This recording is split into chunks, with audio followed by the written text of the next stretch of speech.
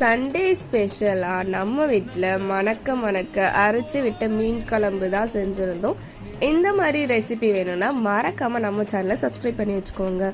First கடாயில் எண்ணெய் விட்டு காஞ்ச மிளகாய், தனியா, சோம்பு, மிளகு, சீரகம், பூண்டு, கருவேப்பிலை, சின்ன வெங்காயம், தேங்காய், மஞ்சள்தூள், உப்பு இது எல்லாத்தையும் சேர்த்துக்கிட்டு நல்லா வதக்கிக்கிட்டு கொஞ்சமாக தக்காளி சேர்த்துக்கோங்க.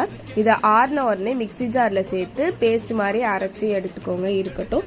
இப்போ கடாயில் நல்லெண்ணெய் விட்டு சோம்பு, வெந்தயம், வடகம், சின்ன வெங்காயம், தக்காளி, பூண்டு, கருவேப்பிலை சேர்த்து தாளிச்சிக்கோங்க. இது நல்லா வதங்கின உடனே குழம்பு மிளகாய் தூள் 2 டேபிள் ஸ்பூன் சேர்த்து அதையும் நல்லா வதக்கிட்டு புளி கரைசல் கொஞ்சமாக சேர்த்து அது நல்லா கொதி வரும்போது தண்ணி விட்டு பச்சை மிளகாய் 2 சேர்த்துக்கிட்டு கல்லுப்பு சேர்த்து நல்லா கொதிச்சு வரும்போது அரைச்சி விட்ட மசாலாவும் சேர்த்து மூடி போட்டு வச்சுருங்க. ஒரு 2 நிமிஷம் கழித்து கழுவி வச்சிருக்க மீனையும் சேர்த்து கொஞ்சம் கொதி வந்து இறக்கி சாப்பிட்டு பாருங்க.